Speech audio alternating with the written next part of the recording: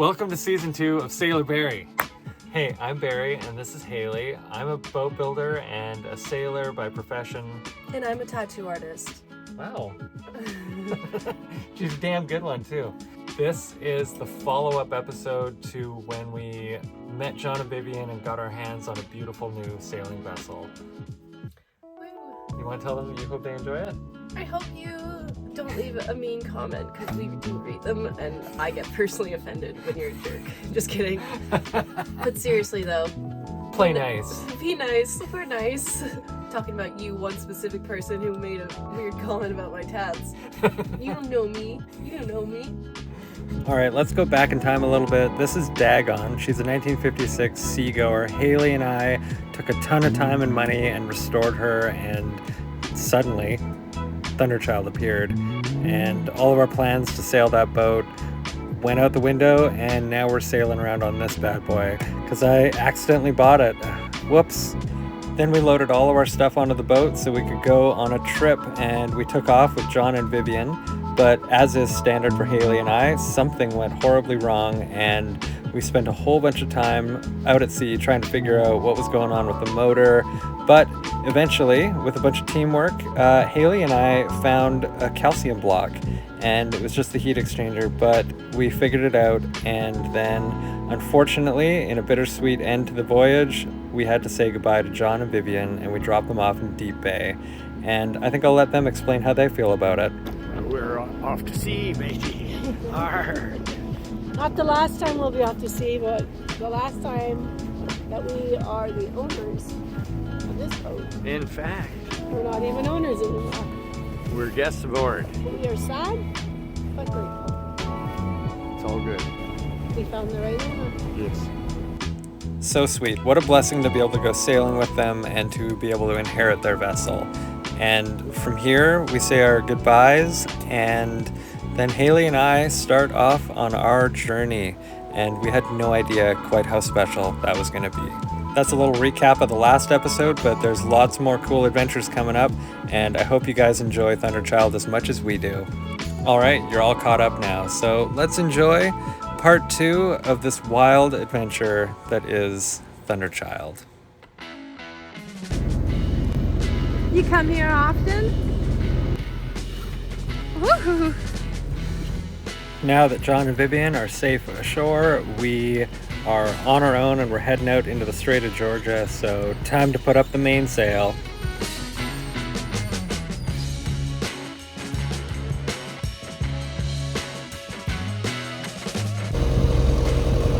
John and Vivian bought us non-alcoholic champagne. We're getting sparkling juice. Oh, hell yeah.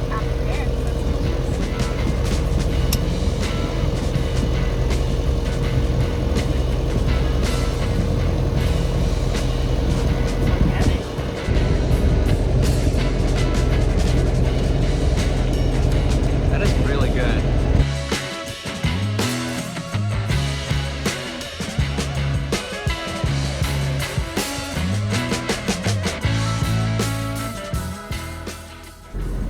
Oh, we got the main, the mizzen, and the 2 foresails up.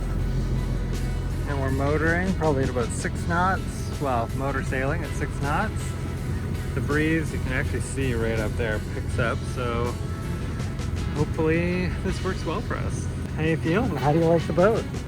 Well, I feel really uncomfortable and I don't want to just keep as if no shit is the best. Hitting the spot. Don't get better than this. Yep. You have this. Yeah. Plane. Love it. Grateful. Very grateful. Even the weather, like, it's September, it's mid-September. Look how well that foresail is set. Oh, delightful.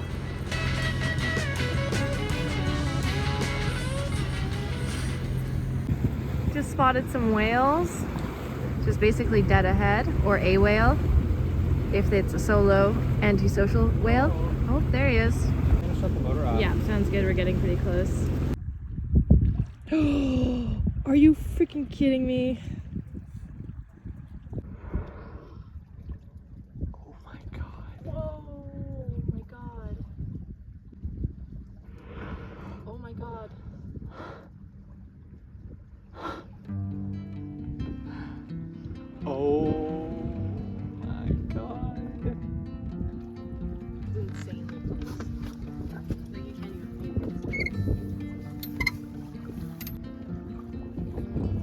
Oh, look at that wake right there. They just went.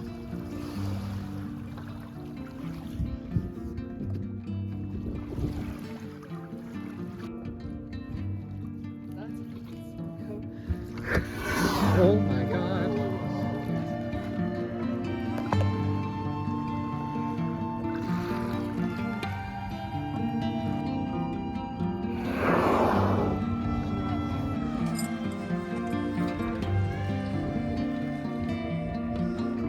They're just circling around us. It's crazy. I've never experienced anything like this, and it was kind of scary because we were trying to figure out where he was coming from, and he kind of popped up at different spots every time. It was magical.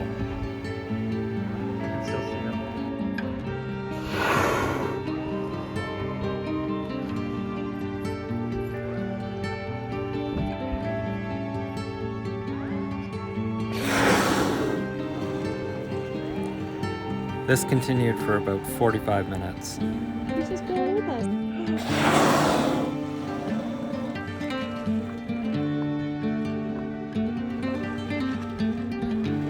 Eventually, he got bored of us and started trailing behind us. So we just sat and watched as we sailed along at 3 knots and enjoyed the view.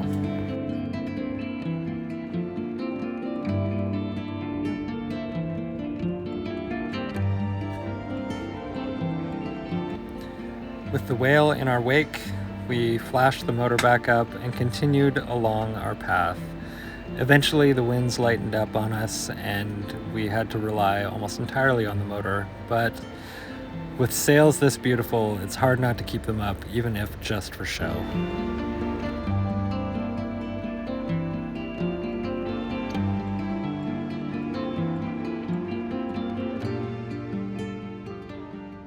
Yeah, we're just flying into Nanaimo. It was a great trip. We sailed a little bit, had the whales, everything fucking wonderful, and we're just pulling into Nanaimo now. We decided we're going to treat ourselves to a night at the docks. Pulling into Nanaimo Harbor is easy unless you got the sun setting in your eyes, but tomorrow Haley has a tattoo appointment, so we had to get in, get a nice early night's sleep, and get her off to Vancouver on the fast ferries. Good morning. Just walked Haley off to the ferries, the new Hello, whatever the fuck they're called, fast ferries. She was going like 50 knots on that thing apparently. Anyway, she's already in Vancouver, and the time it took me to get groceries, it's gonna take me 6 hours to get there. So the plan for me, head to Steveston solo on Thunderchild.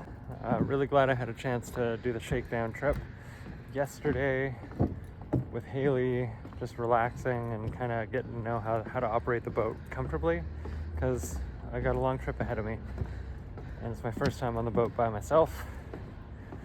And I'm gonna grab fuel at the Petrocan fuel dock on my way out. I am ready to get the boat a little more ship shape, tidy up, make sure I'm ready, comfortable, and yeah, then I'll cast off. It's gonna be a good day.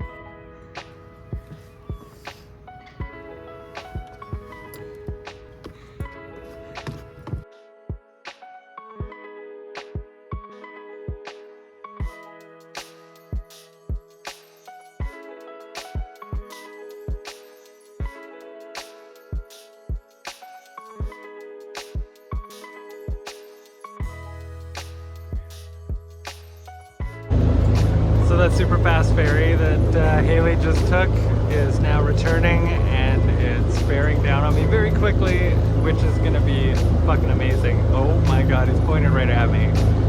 Shit. Okay, hang on. My friend Rishi's driving it right now, I believe. Shit.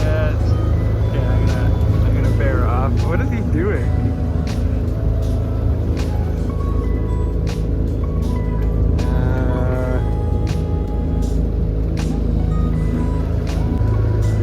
jokingly told him to wake me, and I think he took that seriously.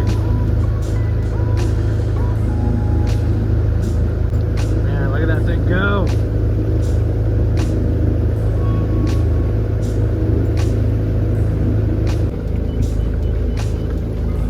I'm gonna slow down.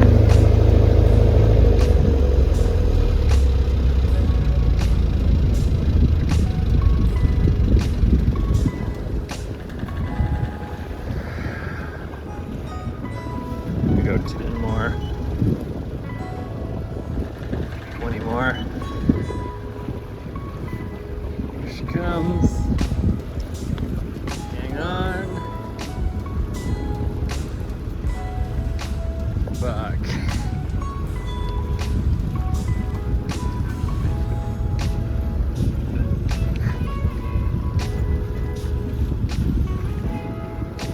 Fuck. Oh no.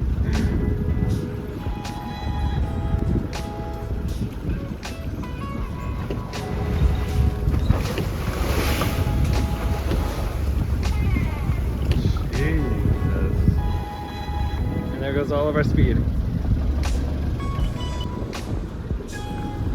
Already at the docks.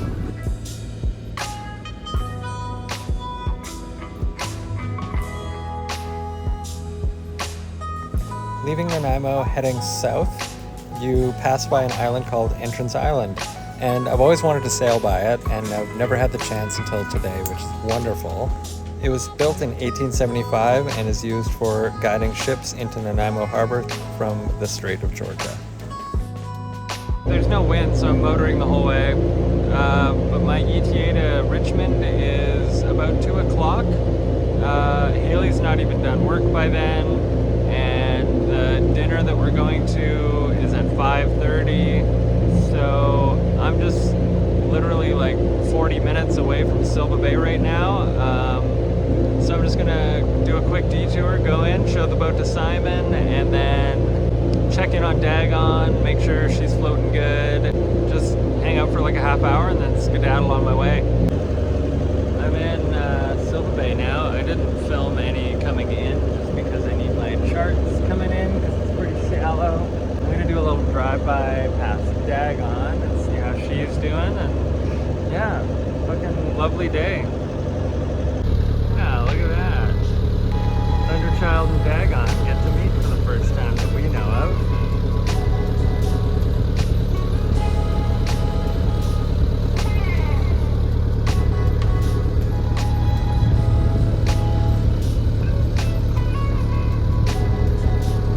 Hey Dagon, never forgot about you. Not cheating on you.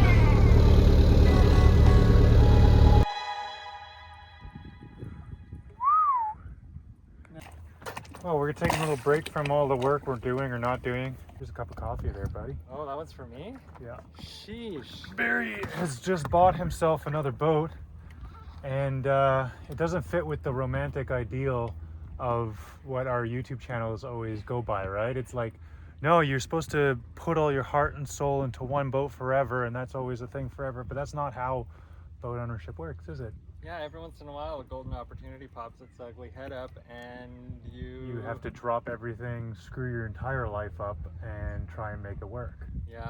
That's how we ended up with Perihelion, and hopefully that'll pay off one day. And it's how you ended up with Dagon in the first place, and how now you're in with Thunderchild, this new, beautiful Atkins design ketch. Absolutely. So Dagon's a cutter, and she's kind of always a lot of work to sail around on, and she's still a lot of work to finish her up. This boat, But like, you've done a lot of work to Dagon. totally, but there's still more to go. And that's the thing, is like the last 10% of projects can So take hard. 10 years. Uh-huh. So your engine is in, Yep. has the wrong V-drive on it, has no exhaust system, Yep. and that's it, right? That's it. Everything else is done. So you've put all this work to putting an engine in. There's a bit of trim and Yeah. final-y And of stuff course, there's no inside. box to seal up the engine right now. She's Yeah, she's just raw in dogging it. raw dogging it. So like, there's a lot, but like functionally, there are only like 2 things to do, She's fine and close. yet But it would nowhere near done. it'd And be what like you have right now, be $5,000 in a year for me before she's kind of like close to this. Yeah. And so like this is 50 years of ownership by one guy where he just kept everything dead simple, and it's slightly bigger, so it's a better life idea for Haley and I. It's more spacious down below, and for like the collector, like ticking all the boxes for me, this has all the ticked boxes. I love a catch. I love a traditionally rigged boat with blocks. Like these are things, I want to put these on Dagon. I wanted to put this kind of rope on Dagon. I want to do parcel worming and serving on Dagon. It's already done. So like, I wanted to put that exact windlass on Dagon. Like, So you got to think not romantically, but logically sometimes. yeah. Most of the stuff you do with boats is romantic. I'm really struggling with this way of thinking because, of course, I got involved with Old Dog and made her what she is today. And a lot of that is not what I wanted, not achieving my goals.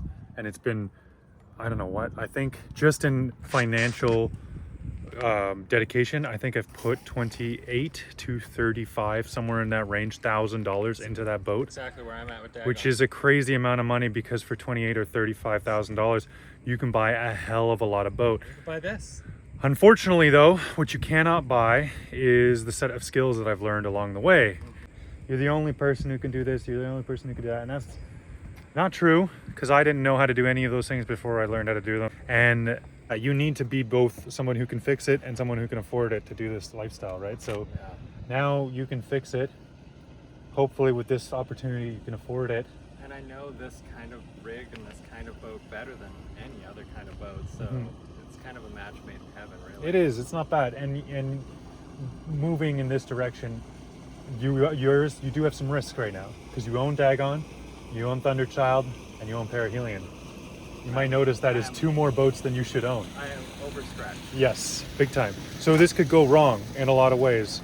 And also it could go right in a lot of ways. There's a possibility that, 6 months from now, a year from now, you're sailing somewhere beautiful, tropical, living your best life. Yep.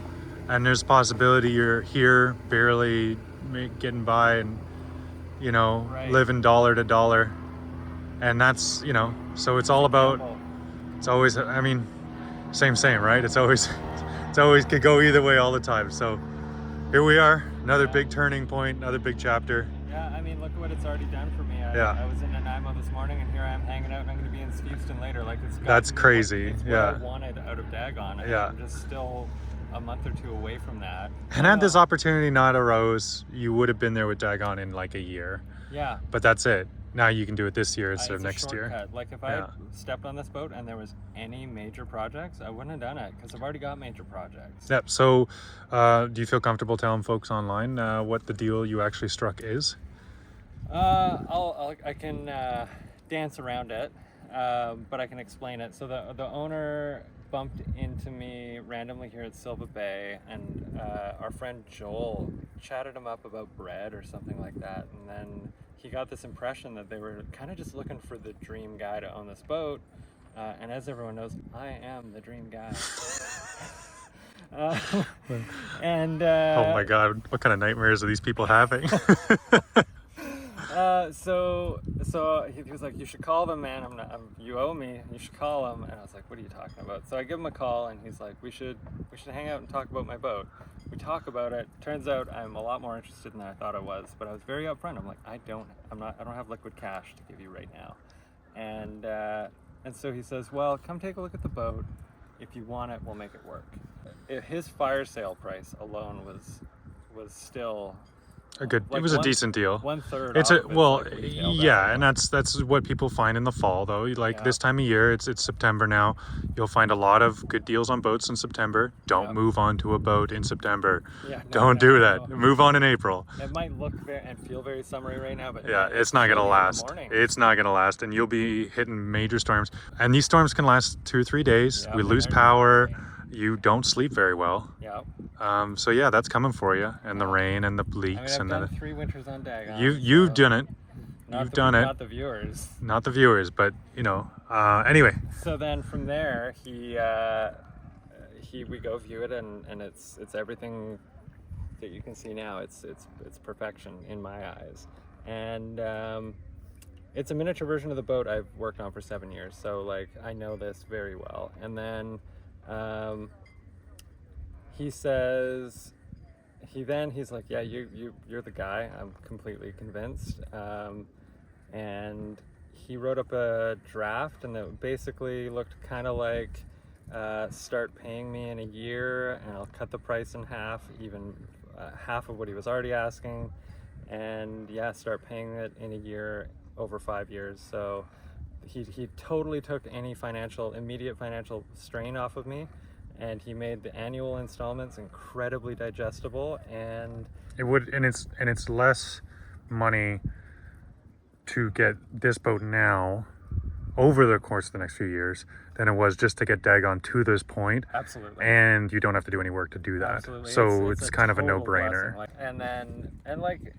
We took it out we took it out with them, the owners, and like after the papers were all signed, and first thing that happens, there's a giant calcium plug in the heat exchanger, and that they were like, oh, we sailed back to the docks, and they came back an hour later and already fixed it, and they were like, whoa, what the hell, like, Yeah. that's incredible. You've been through earned the boat. sketchier boats, so you're fine. Yeah, You've been down this road before. And then we went and docked with them in Deep Bay on the island, and they were saying it was one of the best dockings they've ever witnessed. I didn't feel like it was anything special, but You're a boat mover, so it's no problem for you. And then even this morning, I just did like solo departure and got gas and left there and all that, and it was How does she handle, by the way? way better than I thought she would. Okay. Yeah, Are you liking the way she handles better? Well, I mean, it's hard to say because you haven't actually motored under I've Dagon. never motored with Dagon, so, and as far as sailing and motoring, I can't speak for Dagon. Motoring, she handles better than most motor sailors that I've ever been on. And then as far as sailing characteristics, she is unbelievable. She's the simplicity I love out of Providence, but on a smaller, nimble boat. Yeah. Yeah. These are tiny sails. They're easy Yeah. to manage. Yeah. Exactly. So I mean, he was telling me he's never reefed the boat because you got 4 sails up and you want to reef. Why not just ditch Drop one a of sail, them? yeah. That is reducing your sail area. And that's how a lot of these solo around the world people do. They do Yeah. catches, they drop their main, Yeah. and off they go. And so I find it incredibly simple to sail this thing. Everything, all the sheets are always run. Everything, like it's dead simple. There's no. So I don't like travelers, and I don't like tracks for jibs. I know you can, bottom back and all that technical stuff. I know that that's a thing, but when you have 4 sails, Well, like, you I have really don't. 18 inches of traveler on. Oh my god. Yeah, that's just the mizzen horse, right? Yeah, But then that's for like- the main, you can sheet to here, or you can. Oh hook it yeah, here, you got or little can hook it blocks, there. You just little hooks, and that's it. yeah, Well, that's it's dead simple. Like there's yeah. nothing to it. So long as you don't mind not doing it on the fly. It's not like you're gonna pull this up and Yeah, you do can it on the make a fly. little handy ability to temporarily hold it, unlash, and then Okay. whatever. Yeah, no, there's just something about it. The cockpit's huge. Like, It is a pretty honestly, big cockpit. I Yeah. spent- This. I had 3 naps on Haley and I's 15-hour trip.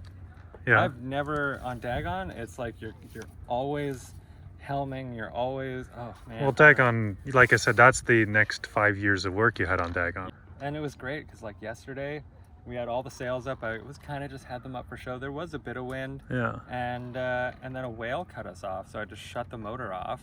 Yeah. And Haley's like, "What should we do?" I'm like, "We just shut the motor off." And then he literally stayed right there within 10 feet of us. Yeah, for I saw 40 those minutes. clips on Instagram. And I didn't have to trim, adjust, and all I did was shut the motor off, and we kept going at 3 knots. Did I tell you that I've had a kind of whale appearance on almost every one of my boats the first time I've taken her out?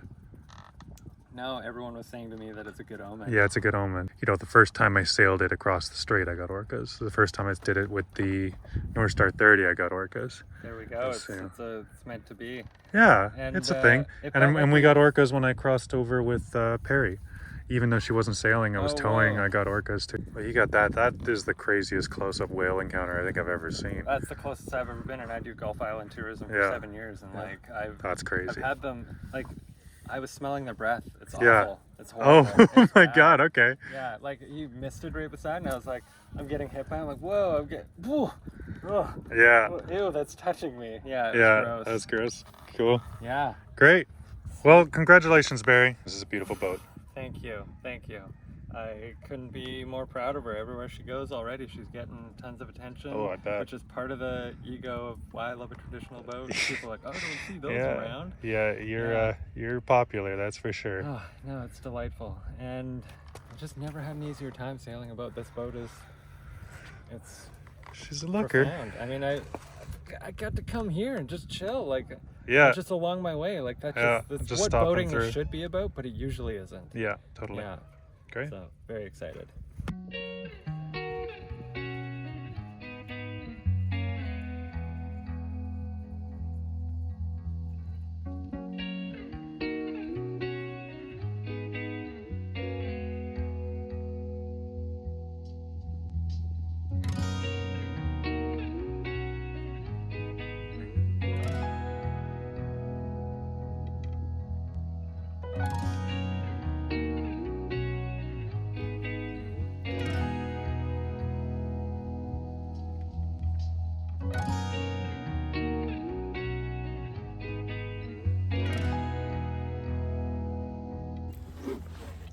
Well, this is fucking dope. Just swinging in to say hey.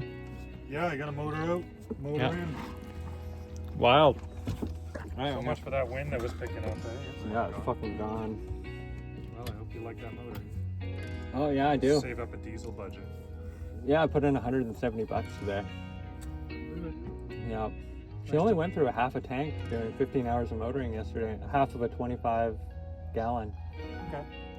So, yeah, figure out what your hourly cost is on that. Plan for it, but Yeah. you know, it's good to burn the clean stuff. Yep. I'm gonna flash up in 2 seconds.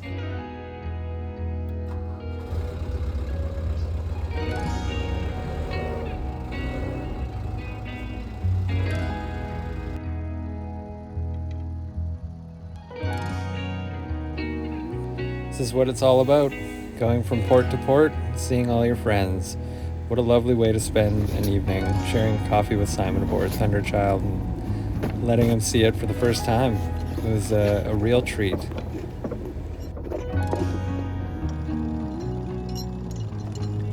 From here, I'm gonna make my way off to Steveston, where my friend Lauren invited Haley and I to join the Coast Guard for a fundraising event.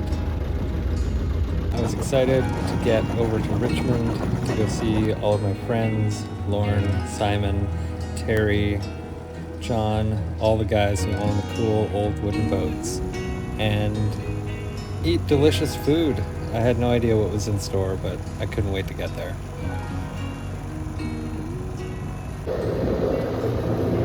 Pinching really close to the wind, and motoring at 5.5 knots, but with the sails up, despite being very close to the wind, I'm still getting a full knot out of putting these 3 sails up, so I'll leave them up because it's given me a total of 6.5 knots across the strait, and I'll take it. A little bit of free energy. So yeah, I've got 3 sails up right now. Lovely.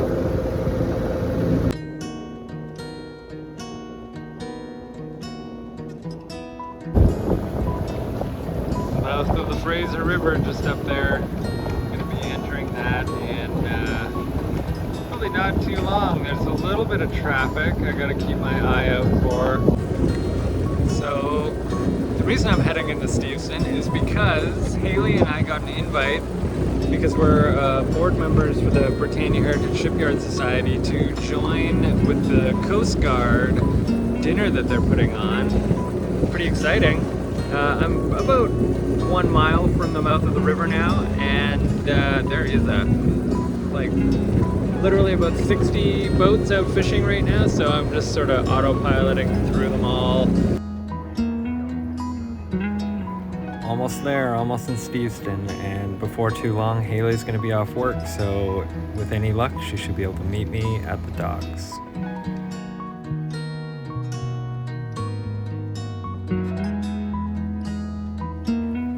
Normally I would say it was fairly uneventful heading up the Fraser River, but this time it was actually the most congested and most busy I've ever seen it in there, and there was a fair bit of swell, and with all the vessels going back and forth, there was a lot of rocking and rolling going on.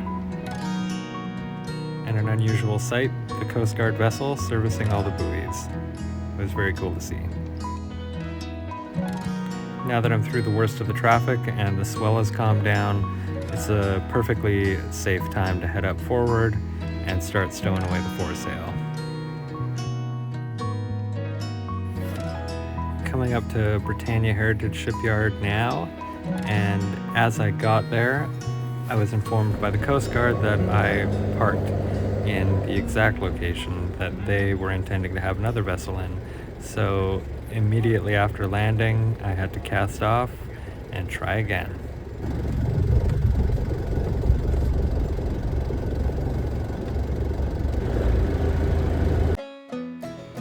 Nothing like a 2-for-1 docking. But it was perfect because in the time it took me to turn around, Haley came running down the docks and met me as I pulled right up. It was perfect. It was meant to be.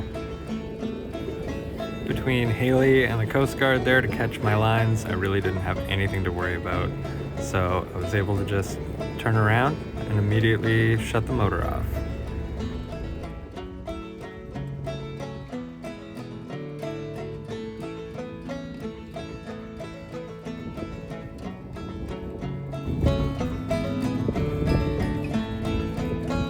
We're trying to figure out if Haley's maybe a little overdressed for the Coast Guard. They just got a call, they got to bounce, unfortunately, but I don't know. We aim to please. Pass me that cheap beer. And maybe this will tone it down. Oh, one sec. Beer handoff tax. Yeah, I'm nervous now. No, it's wonderful. Lauren invited us to an expensive dinner. We're gonna show up in our best. Oh, look, okay. It's a $250 shirt at least. It's crazy how you can still make it look that cheap. Just kidding. No, you look fucking delightful. Just like be prepared to be the most interesting person there by accident. Yeah, absolutely. It's happening. They're hustling. Yeah, they got a search and rescue call. They're off to save the day. Hats off to these guys, damn. They were about to have a fancy dinner and they're gonna go save some lives. Look at this boat on the picture and then look at Thunderchild. It looks like if you didn't know any better, if you didn't really know boats. Well, that's the Providence. Oh, that's crazy. This is why this boat was... It's sun faded, so it looks like she's green. That's so funny. On small scale, she looks very similar. Absolutely, they're kindred spirits. Hot damn, look at that boat.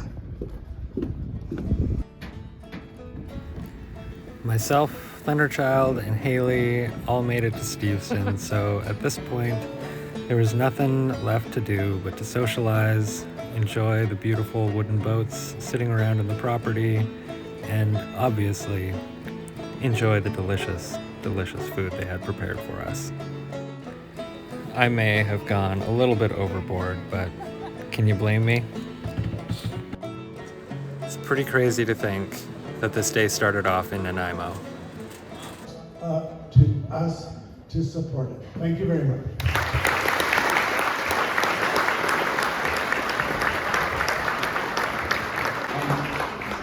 Terry came up to me and said, do not call 911 when you're in emergency, call the Coast Guard. Anyways, very good.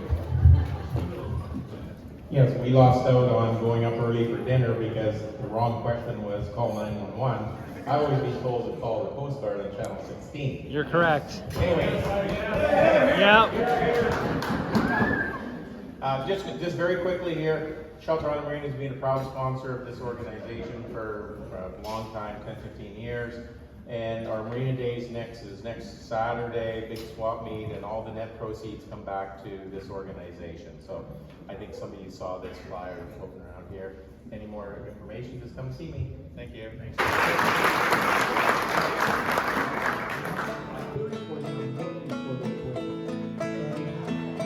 Thank you guys so much for watching. I hope you guys enjoyed all the little whale splashes. They were delightful and stinky.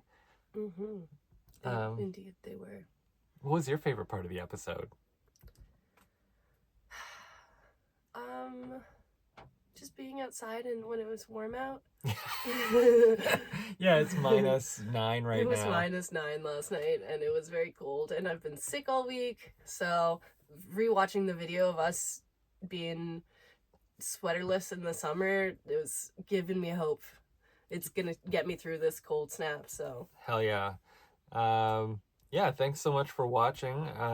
Haley really wants you to comment. I really want you to subscribe. And everybody else we know, they all want you to join our Patreon so that every time we publish a video, we can make a couple extra bucks because YouTube pays a bit, but not a ton. And we're really trying to pursue this full time. We currently work pretty damn near full time. Yeah, I'm actually currently taking new clients in Nanaimo if anyone's looking for a tattoo. So Woo. Yeah, check out Haley Martin Tattoos on Instagram for a good idea of the work she produces. For a good time. My email's on my Instagram. All inquiries can go there. And yeah, I really am enjoying going back through and watching all this stuff. It's very heartwarming, and the response has been incredibly positive. Also, one extra bonus cool thing, every Monday we're doing a live stream. We're doing a silly little live stream with all of our friends, meaning 2 other people, and maybe 3 if we're lucky. The cool thing that we're doing is that we're alternating between Simon's channel, Finding Simon, and our channel, Sailor Berry. And last week we did a Hot Ones Q&A kind of thing. With our friend Nathan. Yeah. And we hope to have more special guests if people want to hang out with us. It seems like they don't. Yeah. But we're hard to get to. We live on a boat. it's true. But right now, Simon and I are just ping-ponging back and forth between the channels. So every 2 weeks, there will be a live here, which that means this Monday. If you guys have any questions for us or things you want us to talk about, aspects of living on a boat or being a couple on a small boat, or even just like how to fit your lives into a boat, ask us questions, because I'd love, like, I don't know, it's harder to think of questions to ask yourself than like other people. So like if you have questions, put them in the comments, and then we are happy to answer them on live streams. Yeah, absolutely. Yeah, it's wonderful having you guys here. Thanks for showing up. We really appreciate it all. Thank you guys very much.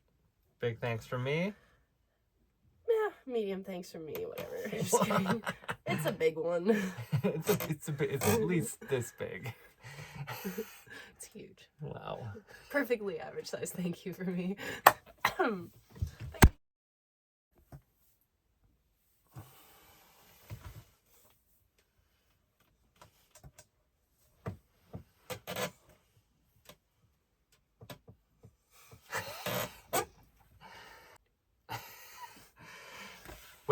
Wake him.